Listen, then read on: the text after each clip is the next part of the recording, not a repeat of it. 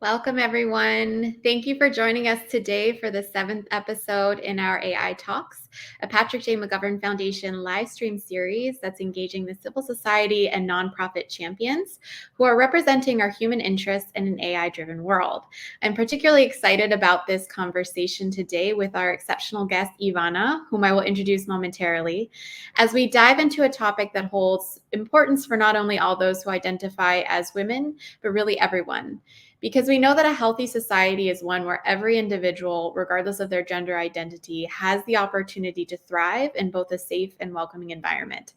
And when that identity is threatened, we all must have the fundamental right to justice and redress. So without further ado, I'm thrilled to welcome Ivana Feldfeber. Ivana is a data feminist activist from Bariloche, Argentina. She is the co-founder and executive director of the first gender data observatory in Latin America, DataGénero, where she works with governments and companies to build inclusive data processes, train teams, provide recommendations, and help public leaders create better data policies.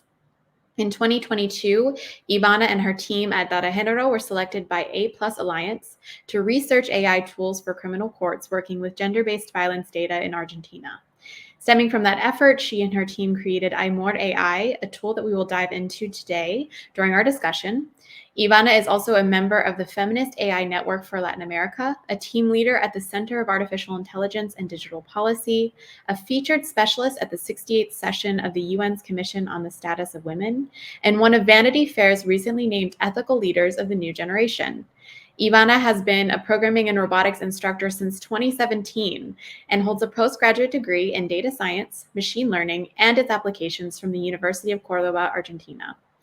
And for those of you who don't know me, my name is Yolanda Botti-Lodovico, and I'm the Storytelling and Advocacy Lead here at the Patrick J. McGovern Foundation. We're a 21st century philanthropy that's uniquely dedicated to advancing data and AI solutions to really empower communities and support social impact leaders. I'm a policy expert by training, human rights advocate, writer, and AI for good enthusiast who's focused on amplifying the stories and platforms of changemakers like Ivana, who are actively leveraging technology to solve global challenges and lay a more equitable and inclusive groundwork for our shared AI future. So Ivana, welcome. Let's go ahead and dive right in.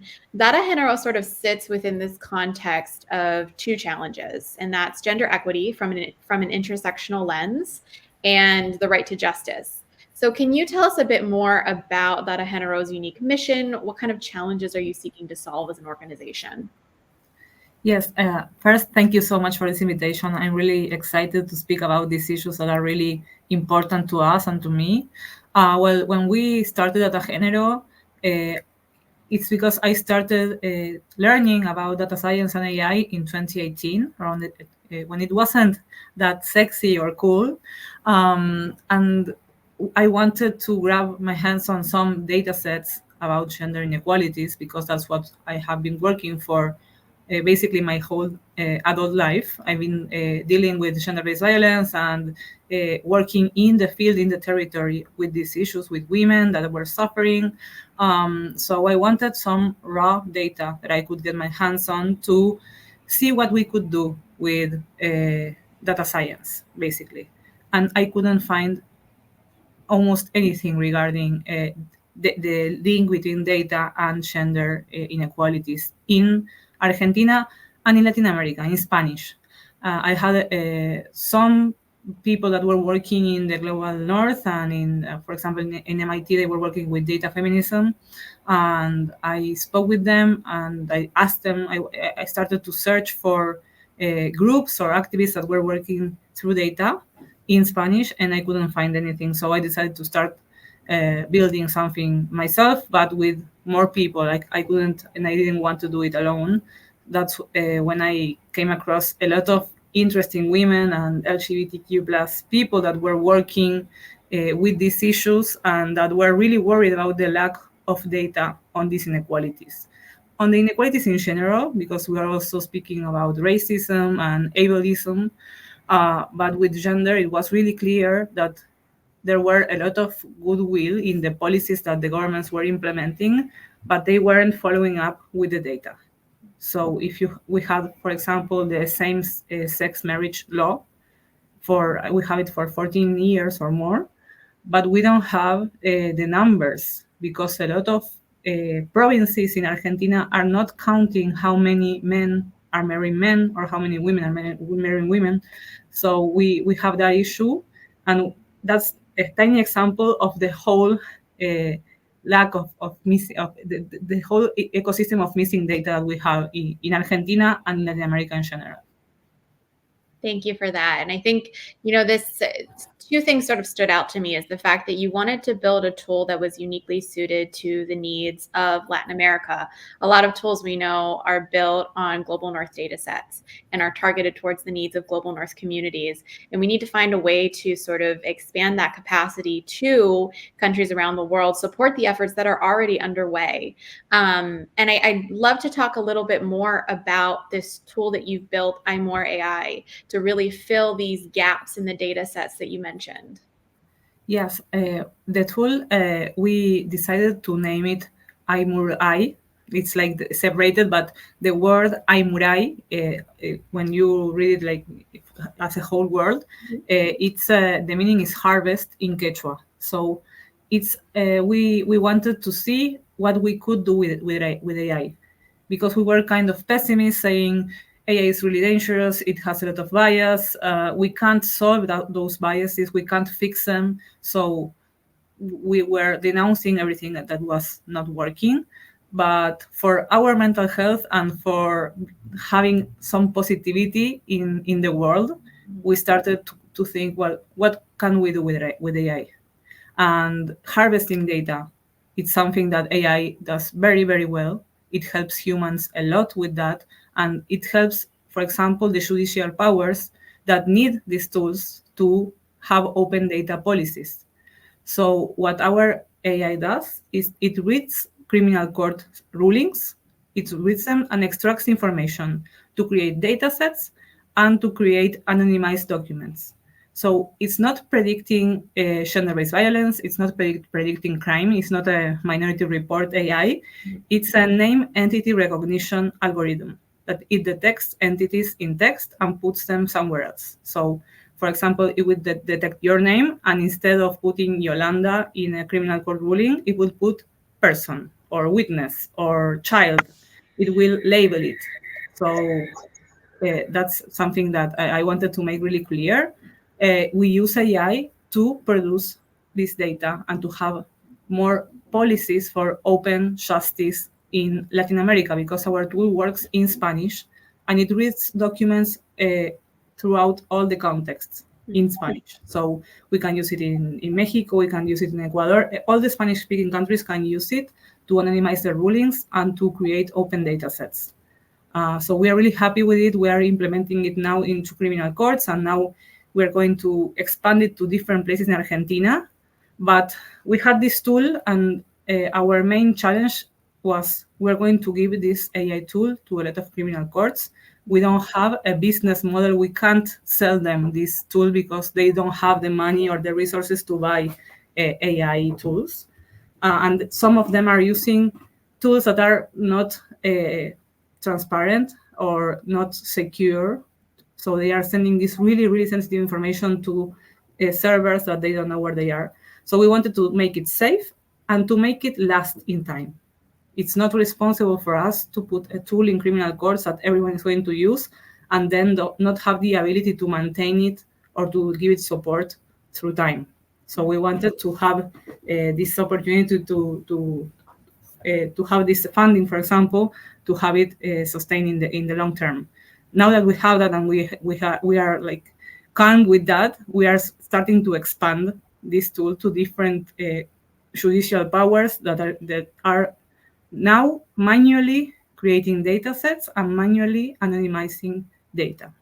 And that's something that can lead to a lot of privacy issues and a lot of mistakes. So the AI will help us reduce the ratio of those mistakes and to zero, basically. So no, any private information will be redacted, and all the data that will be published will be also revised by humans, but also by AI.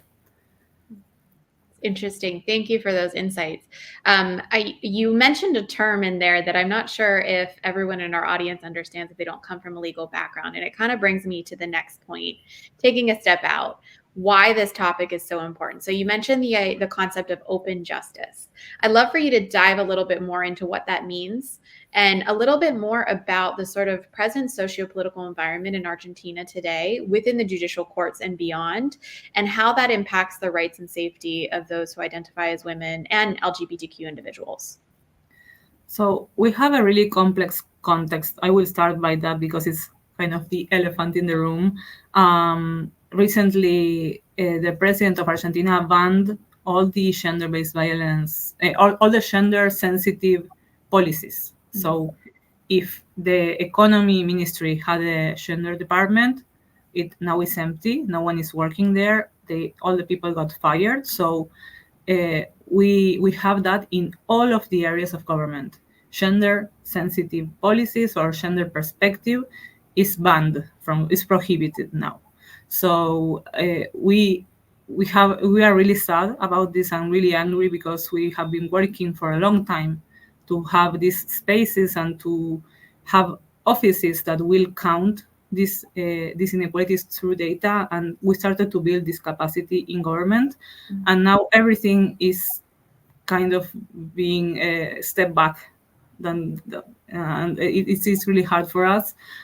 So that's why it's important for civic society and activists to have the data and to also produce data, because governments can shift and things can go very bad very quickly for us. And we know that gender-based violence is real. We know that gender inequalities exist, but the mainstream discourse now is that they don't, and they don't matter, and that we are kind of overreacting. Women are overreacting to this issue. So if we have the data to prove that this is something that it's real, it is, of course it is, but if we have the evidence, it's easier for us to go to certain instances and say, this is important, this is relevant, and this matters.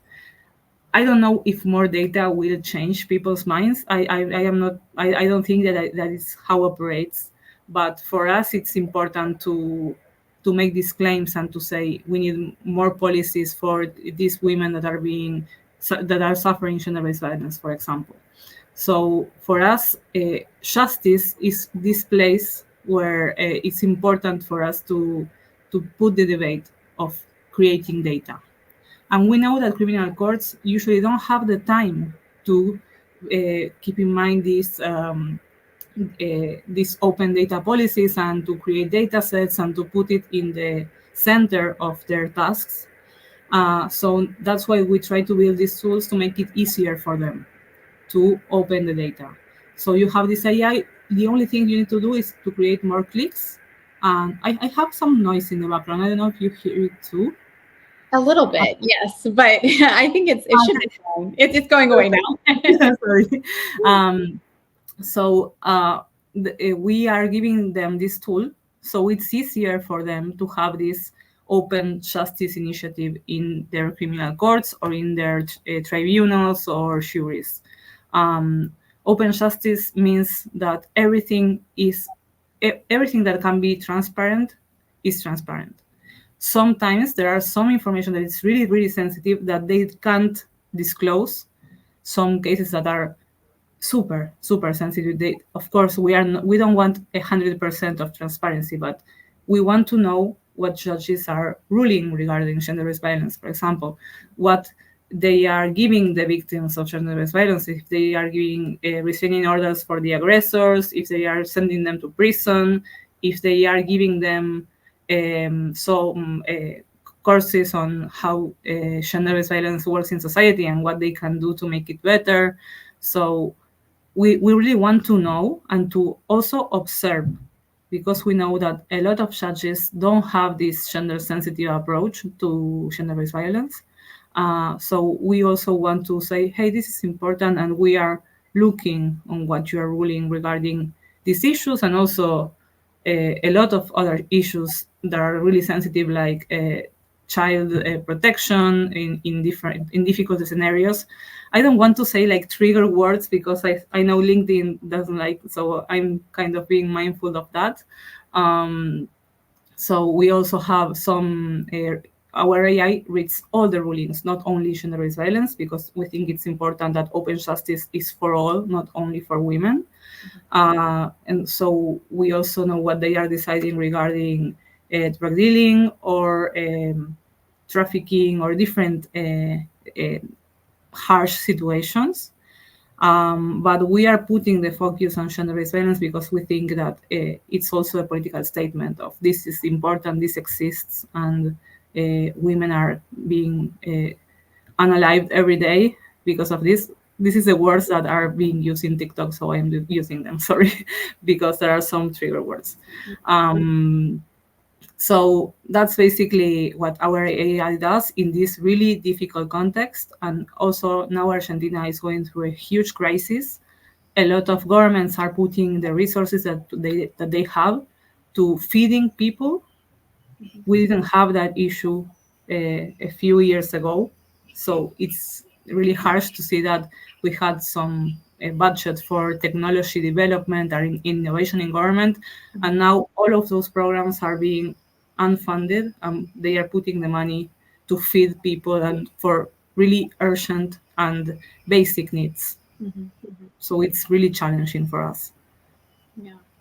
Thank you for that additional context. I think it kind of pulls on a certain theme that we talk about a lot here at the foundation, and that's the fact that AI is not really not even data. AI and data aren't the main character in our story. It's more an aperture to discuss sort of broader societal issues that we aim to address, including hunger, including gender-based violence, including issues of gender inequality. And while we can certainly think about AI as sort of an additional risk factor for a lot of vulnerable individuals, we've also known AI to be a part of the solution. So that's why I think it's interesting that you're working with AI to sort of understand these problems better. And that's only when it's approached intentionally and responsibly and with consent from communities and really in line with our values. So I wonder more broadly, what is your hope for this tool in terms of improving judicial processes and improving policies throughout Argentina for women and girls who've experienced gender-based violence or other risk factors? Our goal is to have it installed in all the criminal courts. So we have huge goals for this. Uh, we don't know if we're going to have that goal achieved in the next few years. We really hope so, but for that we need also legislation to make this mandatory and to make this part of their daily tasks, and to have a centralized system that can gather its information. We are now doing it ourselves as DataGénero. We are gathering all the different data sets and anonymized documents. Each criminal court can also publish it in their social media. For example, we are working with criminal court number 10 in Buenos Aires, and they have been working with open data since 2016, a long time. And they have a Twitter account with a lot of followers, and they have this Google Drive with all the different rulings that are anonymized and the data sets. So everything is open for them. They have a huge transparency policy in their criminal court, but that's something they do, and not all criminal courts are willing to sustain and maintain that. So they send the information that is anonymous and redacted to us, and we upload it. So we want this to be installed everywhere. We want people to start doing it with AI and not by hand. For us, that's really, really important because it's also more readable. When I have a document that has a lot of words that are crossed with a marker, I can't understand what the document is about. But if we have like a tag on top of the sensitive information that says this is person number one, this is the defendant, this is the accused, this is the witness, this is a date, this is an address, everything, I can read it better and I can understand what is happening in that ruling in particular. In the future, we also want to use some generative AI to create these abstracts of the rulings, like this preview in clear language, so people can read what it's about without having to read, I don't know, 15 pages of a document. So we want that. We want a lot of things because once we start developing software, we see all the things that we can do. For example, we know that our AI works with Word documents that are docx. And we want also to read PDFs. And for that, we need optical character recognition, OCR. And that's something we want to add to our tool also. And we want to make it lighter. So we have a lot of different goals for the next years on things to improve. For now, we think that it's a good tool that can help us to make visible the issues of gender-based violence. We don't think AI as a solution itself. We think that AI can be a part of an ecosystem of interconnected efforts to tackle an issue such as gender-based violence, and it's really, really complex. So for us, societal issues need societal fixes and societal solutions. So we need humans involved. For us, I would love to see AI solve our problems, but I'm not really expecting it to do it. I think that we should join efforts with a lot of different actors to tackle these issues. But AI can be really, really helpful and can make us our lives easier in this matter. Yeah, you're bringing up a lot of things that are sort of getting the wheels turning in my brain. One of which I want to come back to in a bit, this importance of having a human in the loop at all times, and the fact that AI should not be there to replace humans, but rather to sort of augment their abilities. So I want to talk first a little bit, kind of coming back to the beginning. What was your process like for building a tool like iMore AI from within a nonprofit or public institution? We often talk about the importance of values-based design at the foundation. And at PJMF, we describe this process as sort of starting from a deep understanding of the values and aspirations of a particular community, likely the community we're building the tool for, and then working to ensure that in designing the tool, we're really embedding and preserving those values.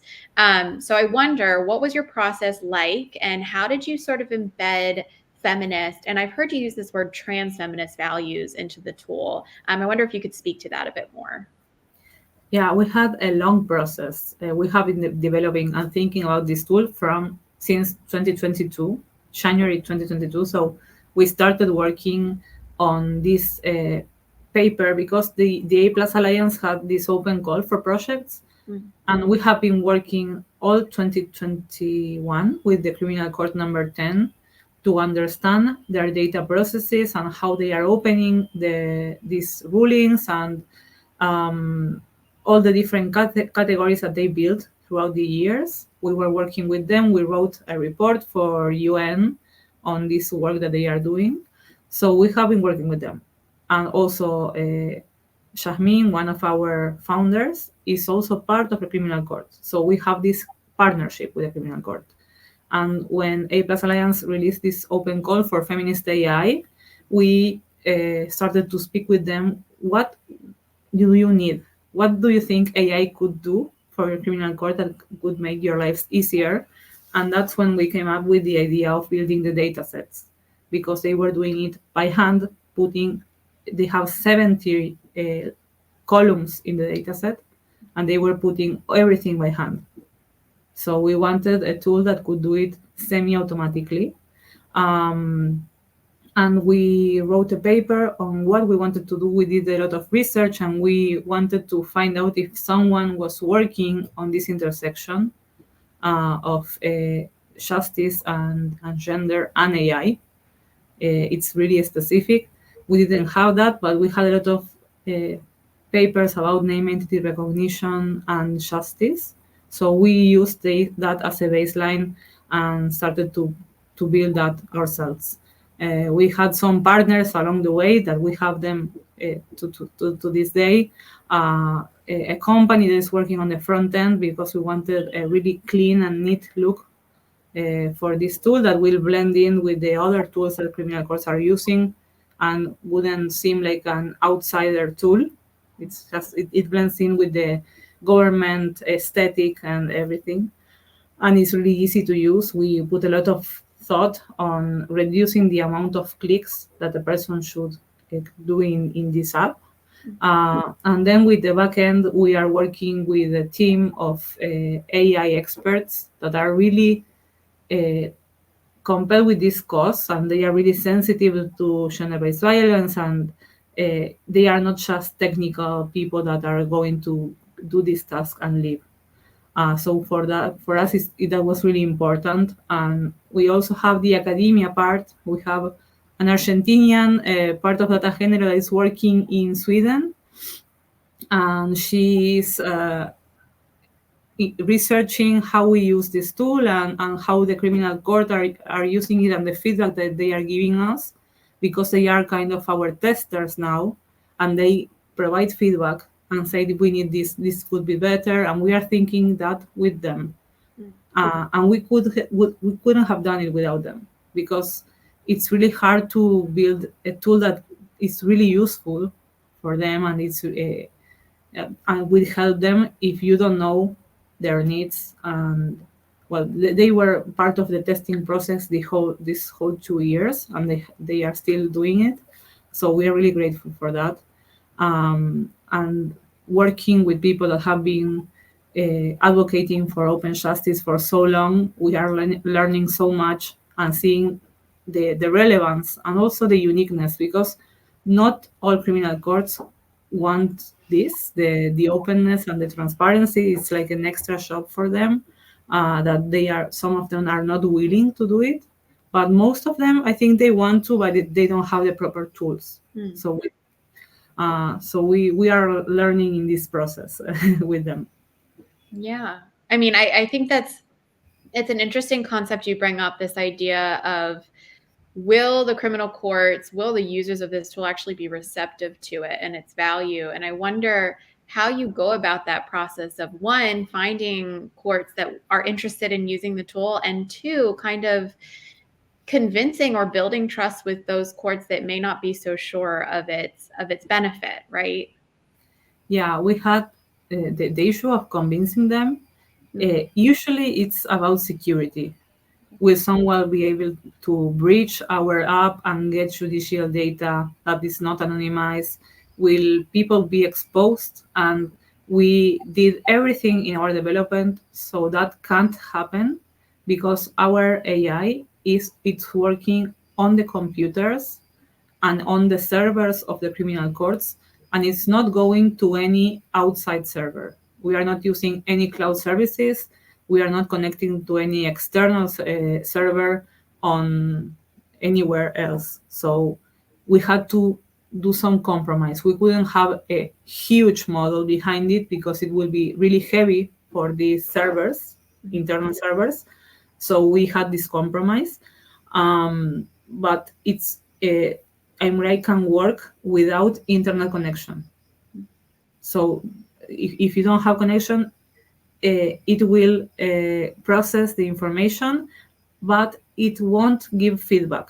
MRI is not retraining the AI each time you correct something. It's not. Everything is stored on the computers, and if the criminal courts are willing to give us those corrections, we can retrain it, but it's up to them. So it's really, really safe. Everything is open source. So all our code is on GitHub and our models are on Hugging Face, so people can really see what is behind and can be audited.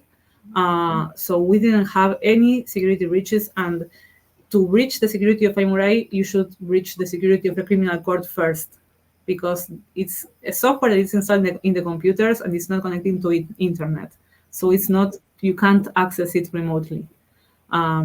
That's was our main concern, was to for criminal courts to feel safe using this tool.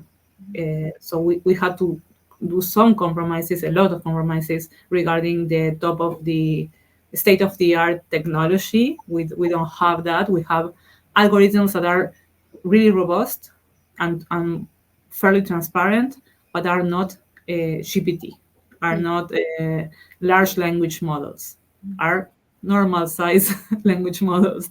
Um, so that's something that is really reassuring for criminal courts. We found out, and we are also we are knocking on doors and also reaching out to those judges that are carrying out open justice initiatives, or that are interested in that.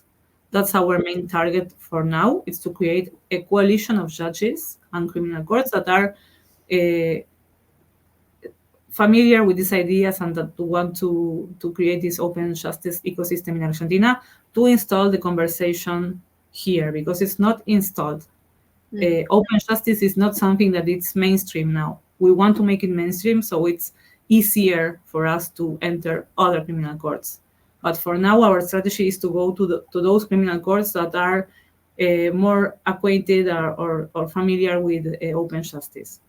We have some judges here in different provinces in Argentina that want this, and also when they see us on the news or on LinkedIn or in different sites, Instagram, they approach us and say, hey, I heard about this, I'm really interested. It happened 2 days ago, for example. And so we get in contact, we travel there, and we show them the tool. We try to see if their IT team can audit it and see if it's safe. And when it is, we install it there. So it's a lot of really artisanal work for now. It's going and knocking on doors and speaking with people. And I think in the future it will be more consolidated and it will be okay.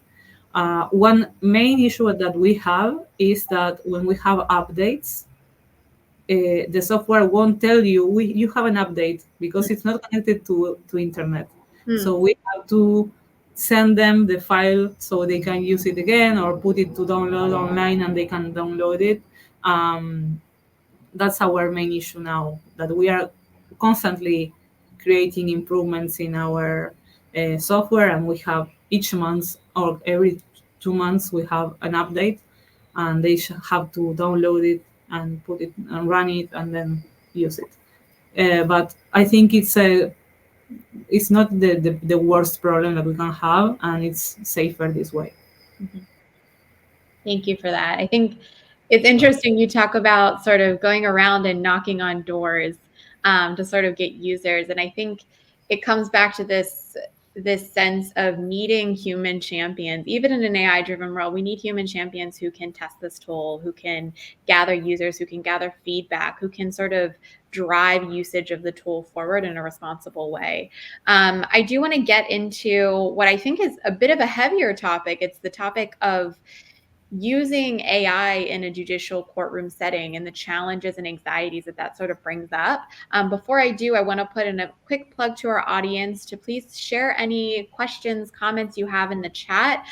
We'll be getting to those shortly, and we will be really excited to answer any questions you might have. But before then, let me talk a little bit about this anxiety about the increasing use of AI in courtrooms. Understandably so, AI tools sort of represent this risk of perpetuating existing biases, human biases, and enabling unfair treatment of marginalized or vulnerable populations, including individuals, including women, including LGBTQ individuals. And I think about some recent examples in Latin America. I know that Brazil recently introduced ChatGPT to analyze cases, to flag important lawsuits, and even generate recommendations for judges. And a lot of civil society activists were concerned about this. From your perspective, I wonder, what do you think about that? Are there any specific instances or use cases in the judicial system where AI should not be used? And if so, what are those?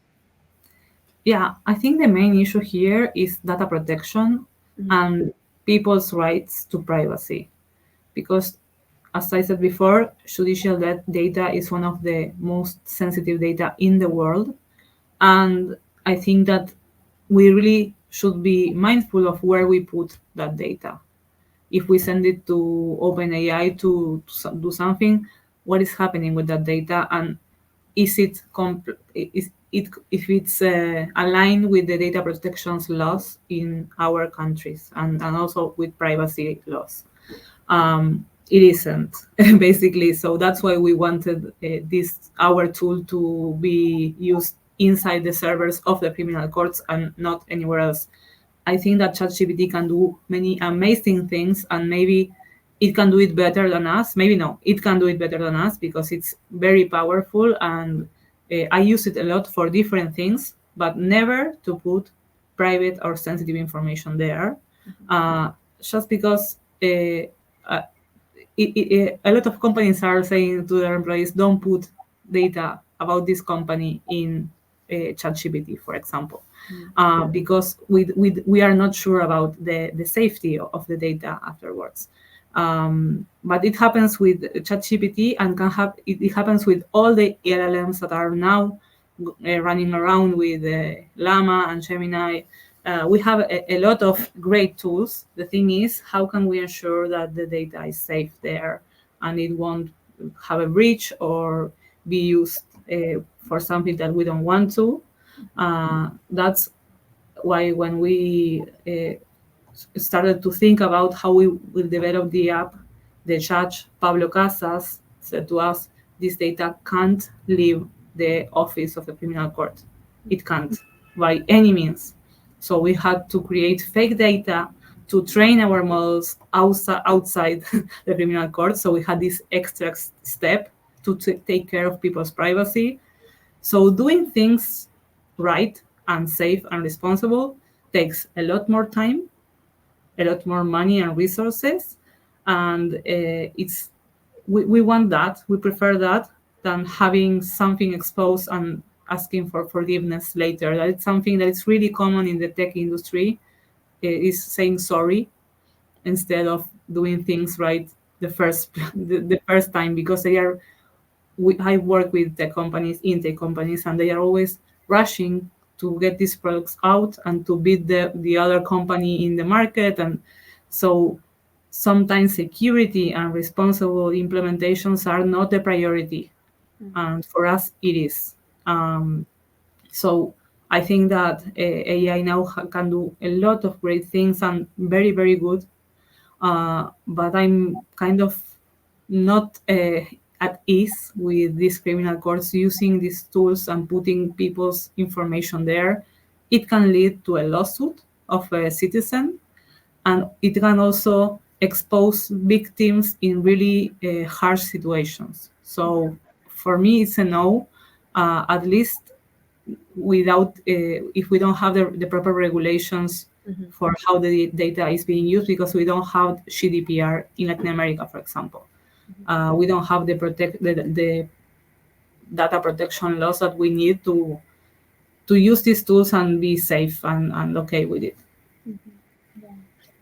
I think, that's of course a challenge in the US as well. We still don't have a federal data privacy standard. And that's why I think about the importance of these sort of global initiatives and global regulations. I know UNESCO is sort of pushing for a framework of standards for the use of AI in courts. I wonder if there are any other model policy frameworks or global initiatives that you're excited about, and any sort of principles that you would advocate for the inclusion of in these frameworks. I think that the fair principles are good, and I would love that to happen here. I am kind of pessimistic right now with the state of government in Argentina. Sorry, I have to sneeze. Bless you. Sorry, my allergies are all over the place in Buenos Aires. I don't live here, and the city gives me allergies.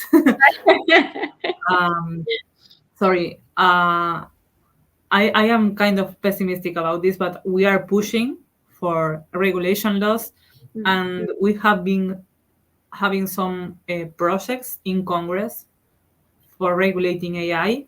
And fortunately, a lot of congressmen are having meetings, so we can give them our feedback on what they are thinking, because uh, they are new to this, and we have been advocating for the regulation of AI for a long time.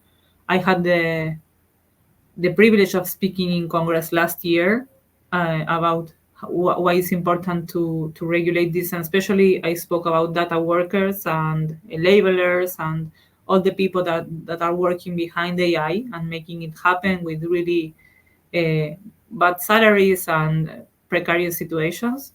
Um, but it didn't move forward.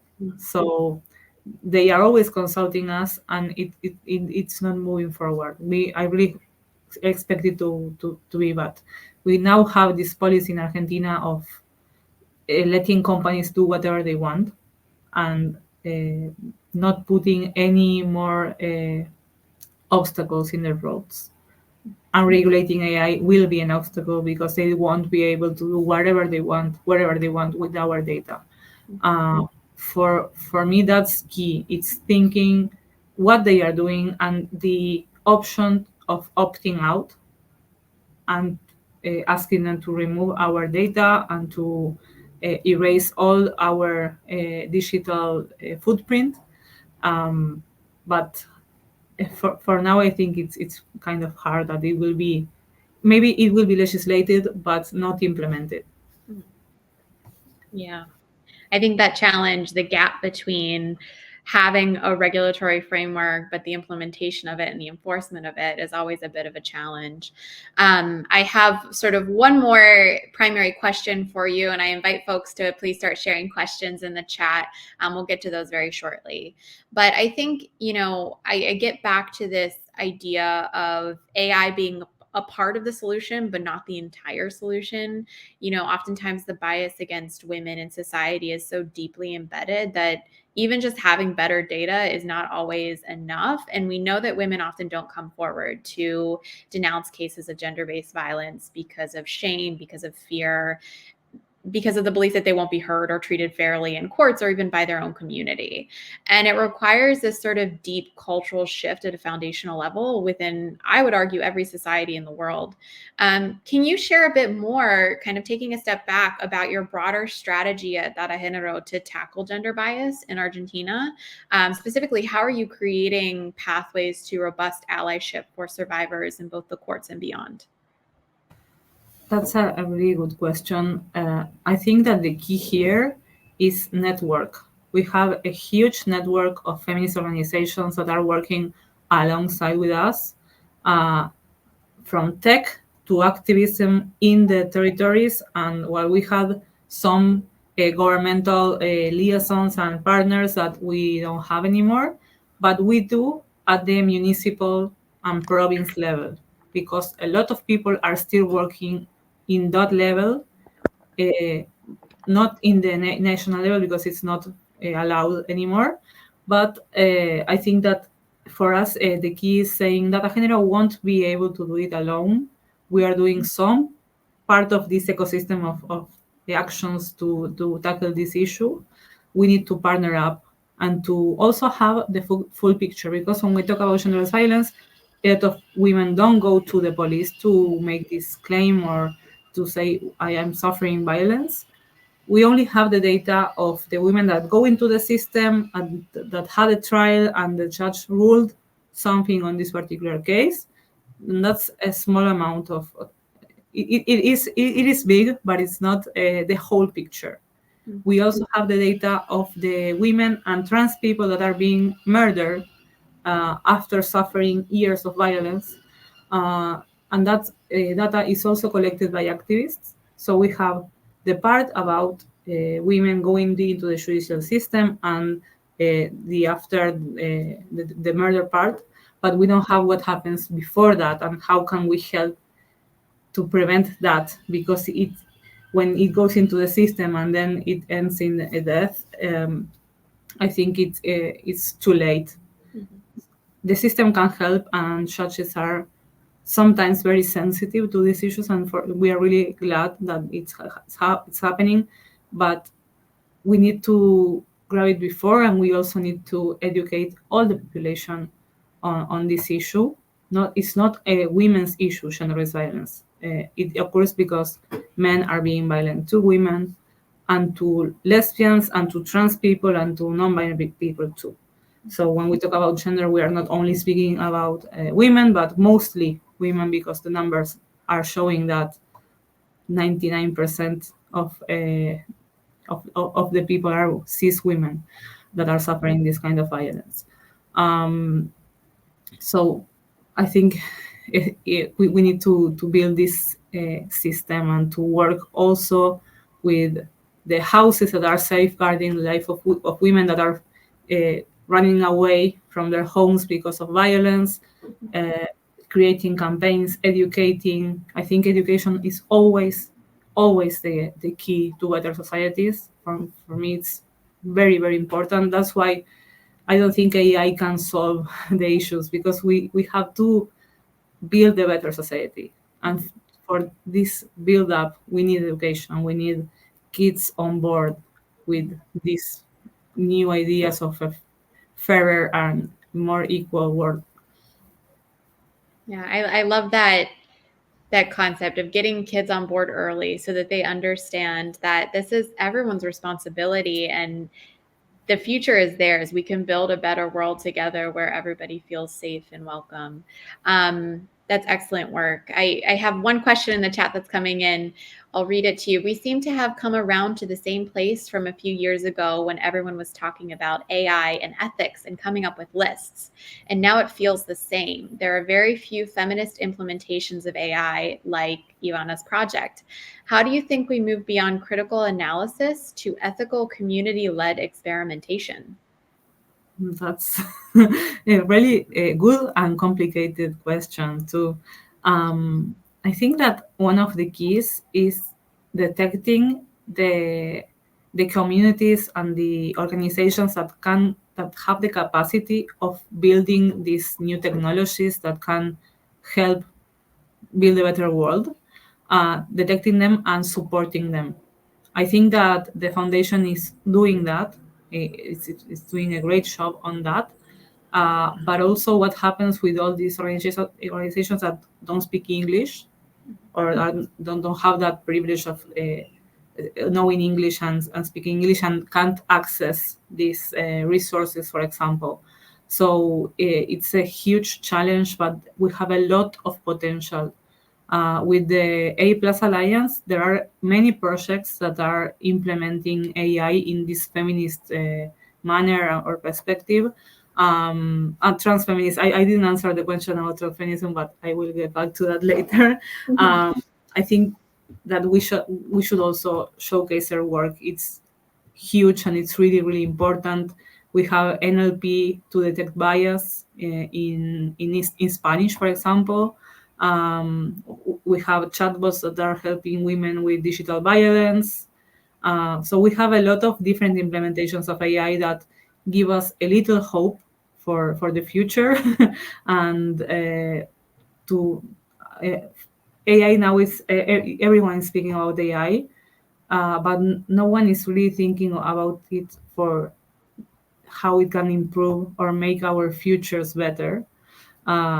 Some people are, of course, but the general media discourse about AI is ChatGPT or generative AI, and they are or self-driving cars and the issues that they create also, but it's not propositive. How can we use this to create better futures? So I think that that is the key question. How do we create better futures is AI any has any part of it, or maybe not.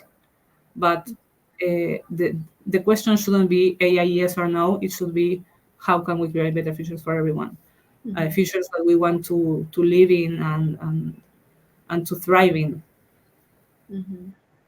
I think, we align with that deeply. And I think some of the challenge is that there's no sort of market forces incentivizing companies to build these tools. The companies that have the sort of cutting edge technology and the resources to do so, they're not really incentivized to build tools that benefit communities.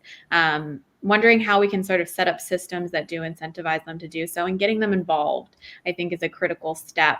I wonder if we could come back to this concept of transfeminism and why you've decided to take an intersectional approach, not just with iMore AI, but in all of the work you do across DataGénero, because we know a lot of these challenges become even more severe when we add in factors like race, like ethnicity, like linguistic and cultural barriers, like LGBTQ identity. So I'd love to talk a little bit more about that.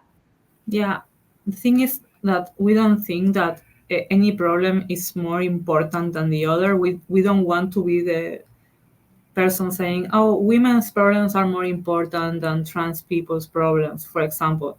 That it's a lot of people are saying that nowadays. I think in Spain there is a huge movement against trans people, and it's not the same if I'm a white woman that have a wealthy position, or if I live in a rural area and I'm black or brown, because we say brown here also. So it's not the same. It's not the same experience. It's not the same oppression that we suffer. And I think it's important to see that there are a lot of different layers of oppressions, and also that we have power and inequalities in power, and it's not the same. It's I think that saying that we are all equals and that we have all the same problems, it's a lie. Sorry, I have some noise. That's okay. Can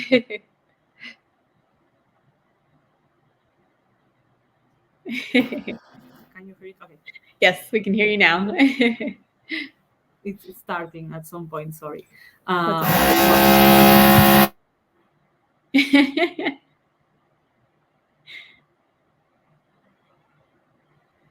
I can try to speak between the reels of the neighbor. Okay. But I think it's really important to think it intersectionally and think how data can also help different oppressions and different vulnerabilities in the world. We are not just trying to help visualize the women's issues. We don't.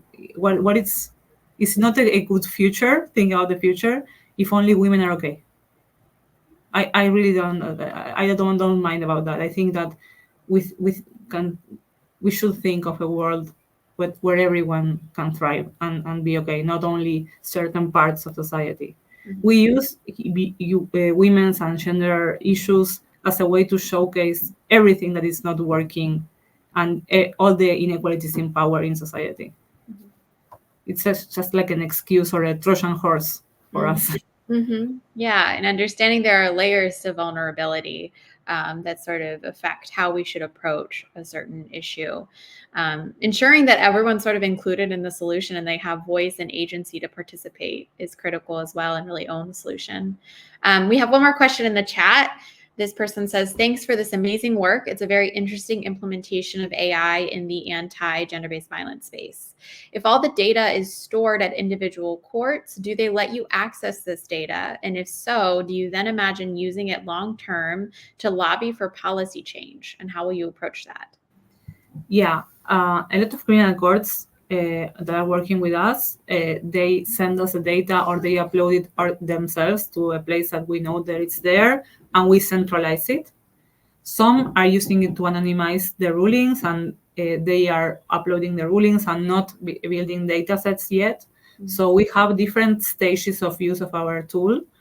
With all of them, we have the connection and the communication constantly, so they continue doing it, and that we can gather all the information, see the tendencies, see how gender resilience is operating in our territories and what can we do to tackle this. And that's when our policy expert team comes into the discussion and start pushing legislation and also public policy. But public policy at a local level, not at national level, unfortunately, because we don't have those programs anymore. National programs of gender resilience, we don't have that. We have local programs, and we are incentivizing these governments to do it.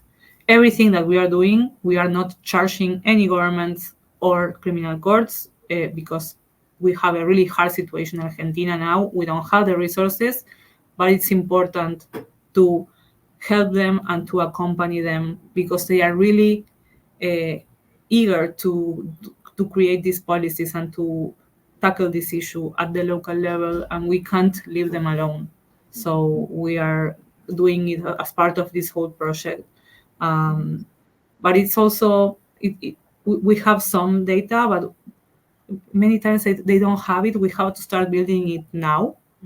They have the records, so we have to digitalize everything from the past years and put it in data sets and analyze it. So it's a long-term game for us. It's not something that is going to be fixed in a few years, the issue of missing data on gender-based violence. But we are starting, and we are putting it in the discussion, and we are generating the resources to do it. Yeah, it seems like a monumental but really critical effort. And it just reminds me of how much sort of dedication you and your team are putting into creating a safer space for people who identify as women, as LGBTQ individuals, as people of marginalized identities, using all of the tools at our disposal, while really encouraging sort of a broader societal transformation that reflects our values. So I'm giving great hope when I think about that. I bring up this concept of hope and of a better future. So I want to ask you sort of one final question, my favorite question that I give to all of the guests on this series. What's your hope or vision for an equitable and inclusive AI future? If you could describe that in a couple of sentences. And given the particular context in which you work, how do you hope to see AI leveraged to support survivors of gender-based violence? And more broadly, any person who's navigating the world as a woman or marginalized identity. Yeah, I like that question because it's the hardest question you can ask me. I really try to be an optimist and to have hope. I really try it. Sometimes I don't succeed. I'm really trying. I'm putting a lot of effort into it because I think that it's also good to live a life where you have something to look forward to and to fight for also. So I think that my vision for this better future is collective and it's cooperative, and I think we need to break this cycle in the we are in with these devices that are alienating us, and try to use them to connect, to truly connect, and to build something beyond individualism and the logics that we have today. That it happens in the US, it happens everywhere. We are more and more isolated. People are suffering a lot for that. So I think we need to find spaces to meet, to connect, and also to leave the screens and to have some reality happen around us too. So sometimes for me, these futures involve less technology or slower technology rather than having it in the center of our lives, having it around us and helping us with a lot of different tasks, but not everything happening through them. For me, I think it's healthy to have spaces without technology in our lives. But I think that that's contrary to this world nowadays and kind of a hippie thought. But I'm more and more convinced that we need to think about it differently and to put it in a different place in our lives than it is now. Because also in the planet we have limited resources, and we can't keep training AIs and giving them prompts, creating the carbon footprint and all the resources that these data centers have. I think it's important to think in a more sustainable way. And for me, more sustainable also means slower and smaller. Yeah. I like to talk about the importance of being intentional with technology, making sure that at the end of the day, we're centering human connection and human experience and using technology as a tool to achieve the shared goals that we've set for ourselves. So I think we all resonate to some extent with what you're saying right now. Thank Um, you. well, thank you so much, Ivana, for all of your incredible insights today and just your overall dedication to a world where gender equity is not a pipe dream, but rather our reality. And thank you to your team for the work that they've been doing to really leverage data and AI towards a more positive and beneficial future for everyone. And finally, thank you to our audience. We really appreciate you joining us today, and we look forward to seeing you next time. Bye, everyone. Bye. Thank you.